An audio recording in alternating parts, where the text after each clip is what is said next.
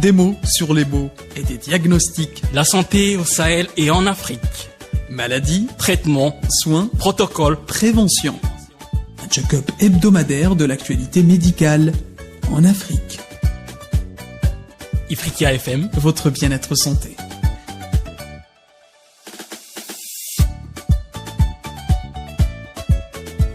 Bonjour à vous, bonjour l'Afrique, merci de choisir Ifriqiya FM. Nous passerons désormais 26 minutes santé Magafrique, votre bien-être santé.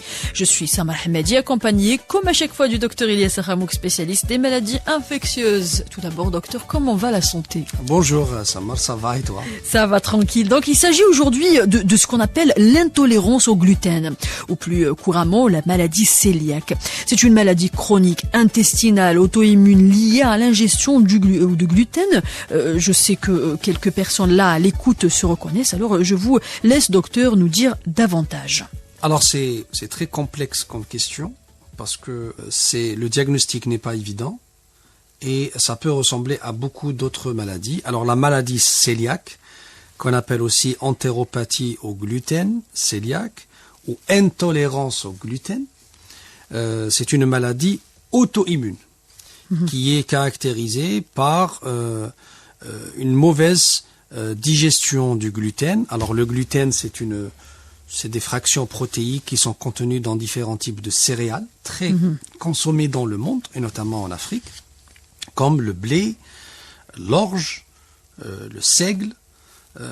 C'est une protéine qui existe dans ces céréales-là, qui sont mal digérées par le corps.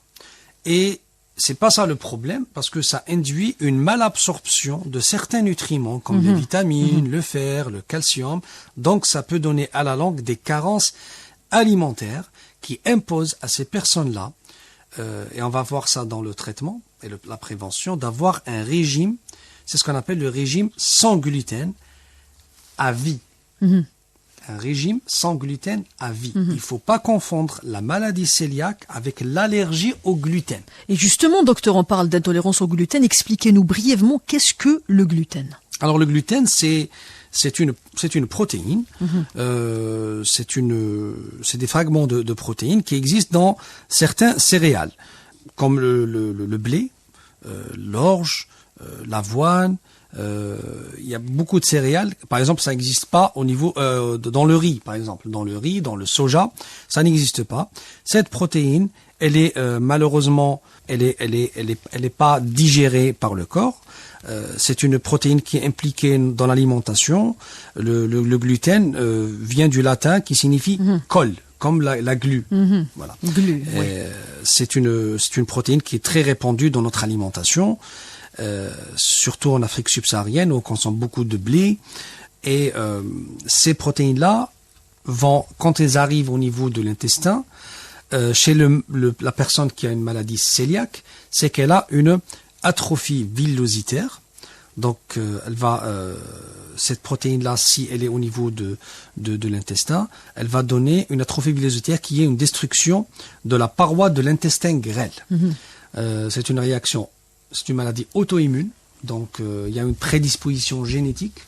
On n'a pas une maladie cœliaque parce qu'on a mal fait quelque chose. C'est pas comme les pathologies cardiaques où on a dit qu'on a mangé mal. Parfois c'est héréditaire. Etc. Le plus souvent c'est héréditaire. Okay. C'est une prédisposition génétique et c'est une maladie qui est connue depuis longtemps.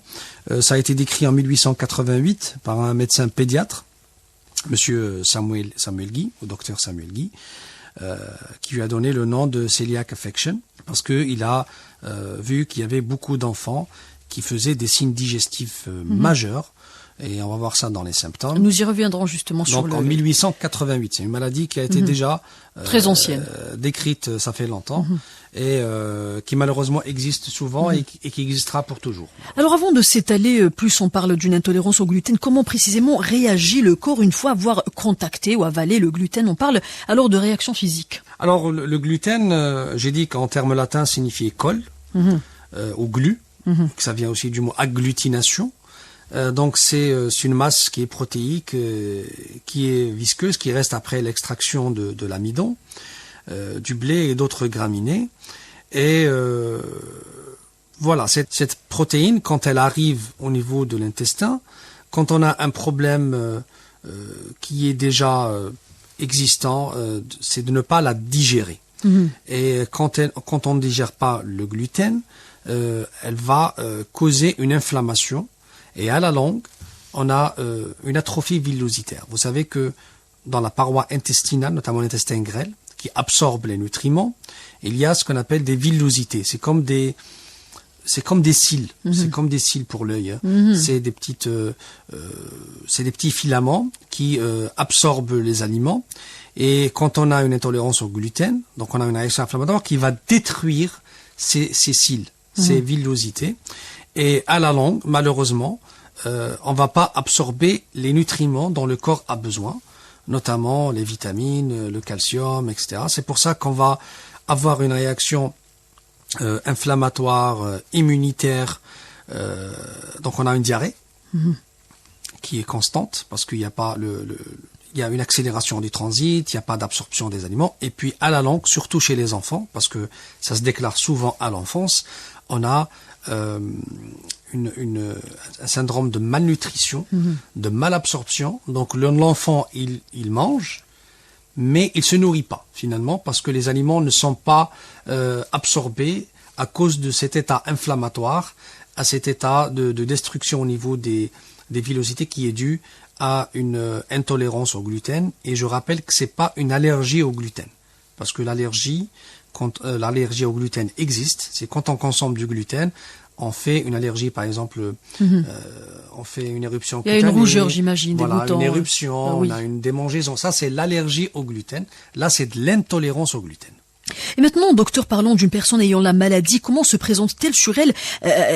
Surtout, ou autrement dit, quels sont les symptômes? Les symptômes, j'imagine que les symptômes diffèrent entre personne et une autre. Et il faut aussi savoir qu'il y a un grand nombre de patients qui souffrent sans le savoir. Donc, Oui, parce que dans la maladie cœliaque, tu m'as dit qui est très pernicieuse, qui varie d'un patient à un autre. Elle peut être latente ou silencieuse. comment est-ce qu'elle est silencieuse? Donc la personne, elle est en train d'avaler, elle fait une réaction, mais elle sait pas que c'est le gluten, Oui, ou bien... parce que parfois on colle ça à l'intestin irritable ou à un côlon irritable. La personne dit oui, je suis ballonné, de temps en temps j'ai une diarrhée, je digère pas bien, j'ai un peu mal. Ça doit être le côlon. On dit c'est le côlon irritable, c'est le côlon irritable, c'est le côlon irritable. Sauf que c'est pas un côlon irritable, c'est une intolérance au gluten. Et comment on va faire le tri? Si on arrête le gluten pendant quelques jours, on va voir une amélioration spectaculaire au niveau de ces symptômes-là, en sachant que le côlon irritable ou le côlon nerveux, ce qu'on appelle aussi le côlon nerveux, c'est une pathologie qui existe, elle est à part. Elle est à part, qui a plusieurs fonctions, qui est plus complexe. Mais on peut, dans les formes latentes, les formes comme ça, peu symptomatiques, dire que j'ai le côlon irritable alors que c'est une intolérance au gluten. Il y a beaucoup de sportifs, par exemple, qui ont vu leurs compétences, leurs performances s'améliorer en arrêtant le gluten, parce qu'ils avaient une intolérance au gluten, mais une intolérance faible, qui ne s'exprimait que de temps en temps, ou bien par des petits symptômes. Ça, c'est les formes polysymptomatiques ou silencieuses. Par contre, il y a des formes classiques, des formes importantes, et là, c'est vraiment clair, hein. On a des douleurs abdominales, on a une diarrhée, avec des selles qui sont ce qu'on appelle une stéatorée, des selles qui sont grasses, parce que le corps n'arrive pas à absorber les graisses, n'arrive pas à absorber les vitamines. Quand est-ce que les symptômes deviennent, quand est-ce qu'ils deviennent plus forts, plus clairs, autrement dit? Parce que vous aviez dit qu'il y a des symptômes plus calmes. En fait, ça que d'autres. dépend des personnes. Ça dépend des Voilà, personnes. ça dépend de la réaction Il y a du parfois système une immunitaire. intolérance qui est légère, une intolérance au gluten. Il y a, par exemple, je sais pas, les auditeurs qui connaissent le fameux tennisman Djokovic. Djokovic, il a une intolérance au gluten, mais une intolérance qui n'est pas assez claire. C'est quand il a arrêté le gluten, il a vu que son énergie s'est améliorée, ses performances. C'est une intolérance qui est légère au gluten. Et beaucoup de personnes sont intolérants au gluten et ne le savent pas. Ils ont un petit ballonnement, ils ont un petit diarrhée de temps en temps, etc. C'est pour ça que j'ai dit, ils disent que c'est un côlon irritable. alors que c'est une intolérance Oui. au gluten. Mais par contre, il y a des personnes qui ont des symptômes très bruyants, Plus fort, oui. qui sont très importants, surtout chez les enfants, parce qu'on peut avoir des diarrhées, des douleurs abdominales. Après, si ça continue, on va avoir un amaigrissement, une dénutrition, avec une cassure de la courbe de croissance. C'est l'enfant qui va stagner, c'est-à-dire si on voit sa croissance, elle va stagner, elle va s'arrêter parce qu'il n'est pas Carrément. bien nutri, et qui peut faire une anémie par carence en fer et en vitamine B9, B12. Il peut faire une hypoprotidémie, donc il a le taux de protéines dans le sang qui est faible, donc il peut avoir des œdèmes, un problème rénal, un déficit en calcium, mais ça c'est dans les formes bruyantes et qui sont faciles à diagnostiquer. Parce qu'un pédiatre, quand il voit un enfant qui casse sa courbure, qui fait des diarrhées, des douleurs abdominales, il va directement penser à une intolérance au gluten et à une maladie cœliaque. Et là, ce qu'il va faire, on va arrêter le gluten pendant quelques jours et on va voir une évolution spectaculaire. On va voir qu'il y a une amélioration rapide et là, ça confirme que c'est une maladie cœliaque. Je rappelle juste que les personnes qui font un côlon irritable ou un côlon fonctionnel, ou qui disent j'ai le côlon, toutes ces personnes-là, elles ne vont jamais avoir des répercussions de poids. Par exemple, elles vont maigrir ou avoir des carences, etc. Et parce que c'est juste un problème fonctionnel. La maladie cœliaque, là, c'est un vrai problème d'absorption. Oui. C'est une maladie auto-immune. C'est une maladie qui est due à des prédispositions génétiques. Il faut dire juste qu'il y a des formes atypiques, des formes même extra-digestives. Là, la personne n'a pas de problème de diarrhée ou de douleur abdominale, mais elle fait des problèmes de calcium, une ostéoporose. Alors, l'ostéoporose, c'est l'appauvrissement des os en calcium. Il peut faire des problèmes neurologiques, on peut faire des problèmes, qu'on appelle ça, dermatologiques. Et là, c'est le diagnostic qui est plus difficile parce qu'on n'est pas attiré vers la fonction digestive. On va penser à d'autres pathologies. Mais dans la plupart des cas, surtout chez les enfants, c'est des pathologies digestives. Et si ça continue, ça donne des problèmes de croissance et de malnutrition. Et quand on dit maladie auto-immune, donc j'imagine, docteur, qu'il faut faire un grand travail de sensibilisation surtout et attirer l'attention des gens à cette maladie potentiellement dangereuse, parce que il faut savoir expliquer que c'est une maladie auto-immune et non pas une allergie alimentaire. Oui, quand on parle de maladie auto-immune, systématiquement, prédisposition génétique. La prévalence de la prédisposition familiale à la maladie cœliaque est de l'ordre de 10%. Chez les parents de premier degré d'un patient atteint. Ça veut dire, si la mère ou le père ont une maladie cœliaque, c'est très probablement que l'enfant aura une maladie cœliaque. 98% des malades sont porteurs de certains groupes HLA. C'est quoi le HLA? C'est un code génétique. Et on va trouver certains marqueurs HLA chez la plupart des maladies, chez la plupart des malades qui ont une maladie cœliaque, ce qui prouve que c'est une maladie qui a une prédisposition génétique. C'est pour ça qu'il faut toujours sensibiliser les familles de maladies cœliaques et toujours suivre les enfants notamment, car ces facteurs de risque déjà vont influer sur la croissance de l'enfant, mais le risque il est augmenté s'il y a d'autres maladies génétiques qui sont présentes, par exemple une trisomie, s'il y a une hémochromatose, s'il y a une mucoviscidose, s'il y a ce genre de maladie-là, c'est qu'on peut avoir aussi une maladie cœliaque parce qu'elles sont très liées. Et elles sont aussi liées, elles sont plus fréquentes chez des personnes qui font d'autres maladies auto-immunes, comme le psoriasis, l'alopécie, le vitiligo, ou d'autres malformations congénitales. Donc il faut vraiment dépister les maladies cœliaques chez les personnes qui ont des maladies auto-immunes ou un cadre familial où il y a la maladie cœliaque. Moi, je veux qu'on parle aussi, docteur, des cas où la maladie n'est pas héréditaire. On en a dit que c'est rare, mais chez ces personnes-là où la maladie cœliaque n'est pas héréditaire, comment elle débute? Qu'est-ce qui peut causer cette maladie chez la personne? Comme toutes les maladies comme ça auto-immunes, il y a bien sûr la génétique, la prédisposition génétique, c'est très important, mais il y a aussi l'environnement. Le risque est plus important. Par exemple, quand on consomme beaucoup d'antibiotiques contre certaines infections digestives durant les premiers mois de vie, on a vu que un nouveau-né, quand on utilise des antibiotiques contre des infections digestives, ça augmente le risque d'avoir une intolérance au gluten parce qu'on va modifier, bouleverser le microbiote intestinal du nourrisson. D'autres facteurs suspectés sont la prise au cours de la grossesse de compléments alimentaires contenant de fer.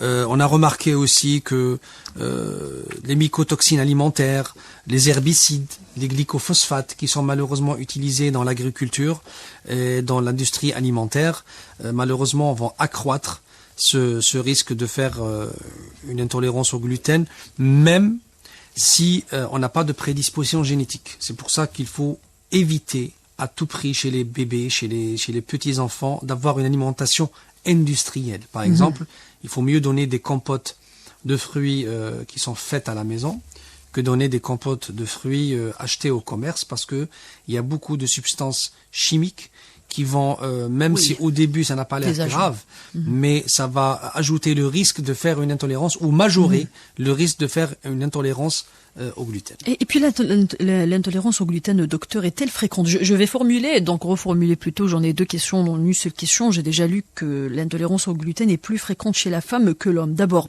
est-ce qu'elle est fréquente? Et deuxièmement, pourquoi plus fréquente chez la femme que l'homme? Alors, on sait pas. Il y a certaines populations qui sont plus touchées que d'autres. La prévalence de la maladie est estimée à 0,5 à 1%, ce qui est beaucoup. Cette maladie touche surtout les populations d'Europe du Nord, ainsi que celles d'Afrique du Nord, par exemple. On voit, par exemple, quand on parle de notre cher continent, les populations de l'Afrique du Nord sont plus touchées que les populations d'Afrique subsaharienne. Ça c'est vraiment, on n'arrive pas à expliquer. Il y a des zones en Afrique où la pathologie est plus fréquente, comme la Corne de l'Afrique. Il y a des régions aussi qui sont moins touchées, comme en Asie du Sud-Est, le Japon, la Chine. C'est des populations qui ne sont pas beaucoup touchées. Et je rappelle qu'en Afrique, les populations de l'Afrique du Nord sont plus touchées que la population de l'Afrique subsaharienne. Peut-être c'est dû à la génétique, peut-être c'est dû à l'environnement, peut-être c'est dû à l'alimentation, parce que je rappelle que nous, habitants de l'Afrique du Nord, du Maghreb, on consomme beaucoup de blé, contrairement aux Africains de l'Afrique subsaharienne qui consomment un peu plus de riz ou de millet. Donc il y a une prédisposition génétique. Par contre, pour les femmes, il y a 2 à 3 femmes pour un homme. Donc la maladie est 2 à 3 plus fréquente chez la femme. Donc les causes restent inconnues. Les causes restent inconnues parce qu'il y a sûrement un profil hormonologique, etc. Et parlons maintenant des causes. Généralement, à quoi est due la maladie cœliaque? Donc la cause reste-t-elle inconnue? Parce que j'ai lu que la cause reste inconnue. C'est une maladie qui est très compliquée, comme beaucoup de maladies auto-immunes. Parfois, on ne sait pas pourquoi ça touche telle personne et ne pas toucher telle personne. J'ai dit que les populations de l'Europe du Nord sont beaucoup plus touchées. C'est sûrement dû à une prédisposition génétique, parce que nous, êtres humains, on a beaucoup de différences entre les populations. Il y a le côté génétique, il y a des familles de personnes atteintes de maladie cœliaque, malheureusement.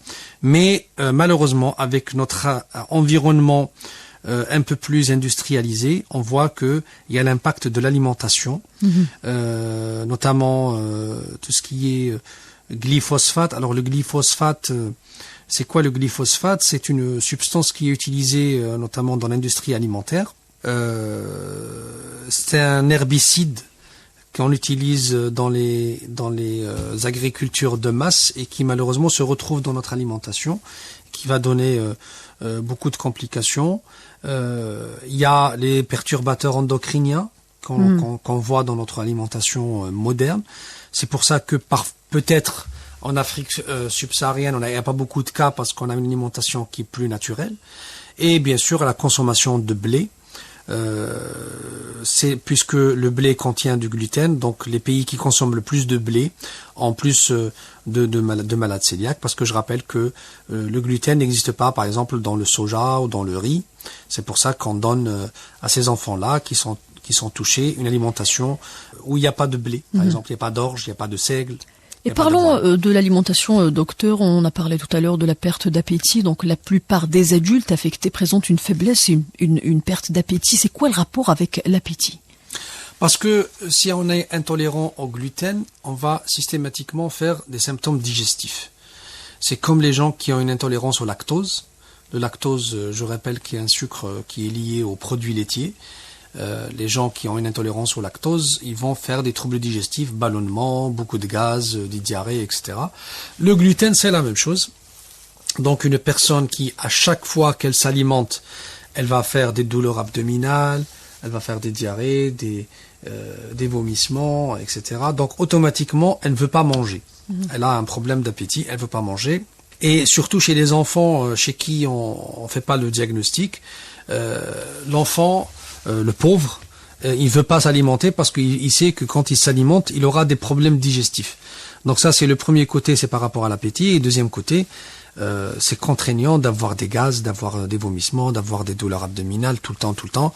C'est pour ça qu'il est très important de dépister dès l'enfance si l'enfant a une intolérance, c'est-à-dire s'il a atteint de maladie cœliaque. Et justement, parlons de l'enfant. Comment elle se présente chez l'enfant, docteur? On parle d'un être qui n'a pas encore développé son système immunitaire plus tôt. Et que faut-il faire en cas de prise de gluten chez l'enfant? Alors, chez l'enfant, c'est facile, parce que faut rappeler que l'alimentation chez l'enfant, on va dire surtout la première année, elle est à base de lait, notamment le lait maternel, qui a un grand pouvoir pour prévenir et modérer les signes d'une intolérance au gluten.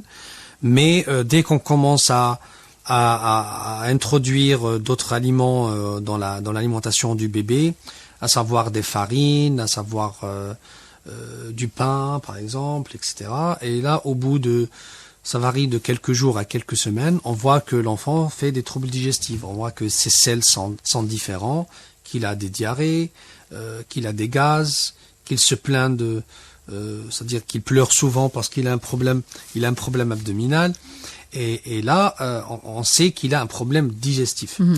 Et là, si on le prend chez le pédiatre, ça va rentrer dans l'ordre si on fait le diagnostic. Si on ne prend pas en charge le bébé peut casser sa courbe de croissance. Donc le bébé qui grandit, qui va prendre du poids, là il va stagner, il ne va plus grandir, il ne va plus prendre du poids, il peut même régresser.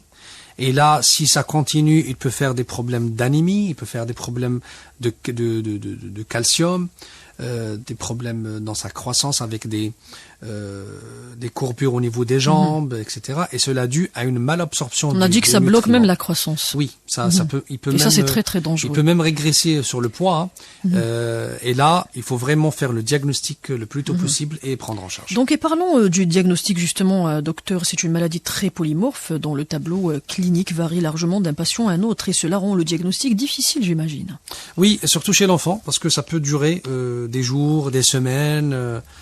Et là, il faut vraiment bien interroger, bien examiner. Il faut prendre son enfant chez le médecin qui va rechercher les signes évocateurs. Et le diagnostic repose sur 3 principaux critères. Il y a la sérologie, il y a l'histologie et l'efficacité de l'exclusion du gluten.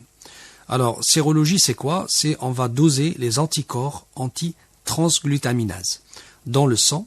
Ce dosage est d'une grande sensibilité et de spécificité. C'est-à-dire si on a une sérologie positive, importante, on est quasiment sûr que c'est l'enfant ou la patient a une intolérance au gluten.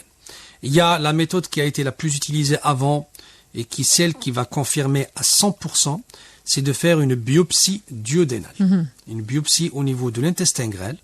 Donc, si la sérologie est positive, on va introduire une caméra dans l'intestin grêle et on va faire une biopsie, c'est-à-dire enlever des petits morceaux au niveau de l'intestin grêle, et on va examiner en anatomopathologie, on va mettre en évidence une atrophie villositaire. Donc, on va trouver la paroi de l'intestin grêle où il n'y a pas de villosité. J'ai dit les villosités, c'est des petits cils, ces petits filaments qui vont assurer tout ce qui est digestion, absorption, etc. On va trouver une atrophie villositaire, c'est-à-dire il n'y a plus ces cils-là, il n'y a plus ces filaments-là. Voilà. Et le traitement qui va aussi confirmer, c'est l'exclusion du gluten. Ce qu'on va faire, on va retirer tous les aliments qui contiennent du gluten. on va avoir une réponse rapide. Donc allons brièvement vers le traitement, docteur. Alors pour le traitement, il y a pas vraiment un traitement pour la maladie cœliaque. C'est une maladie auto-immune on ne tolère pas un aliment, donc il faut retirer l'aliment.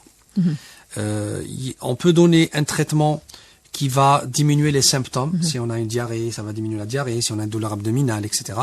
Mais ce qu'on va faire, le seul traitement, c'est faire un régime qui est strict, qui va exclure toute source de gluten dans l'alimentation. Comme font la majorité des personnes atteintes de cette maladie, docteur. Par contre, il faut aussi un suivi. Donc, vous dites quoi sur le suivi? Donc, le suivi de la maladie cœliaque pose beaucoup de problèmes. Le monitoring des symptômes et les faire apaiser. Est-ce que c'est suffisant? Faut-il faire des analyses régulièrement pour évaluer les déficiences des vitamines et d'autres nutriments parce que elles causent une malabsorption? Genre, comment faire un bon suivi d'un cœliaque? En fait, ça dépend du stade de la maladie. Si on est au début de la maladie, si on fait le diagnostic, on fait un régime strict expliqué par un diététicien. On va éviter tous les aliments contenant du blé, de l'orge, du seigle, qui vont être remplacés par des céréales qui ne contiennent pas de gluten. Par exemple, le maïs ne contient pas de gluten.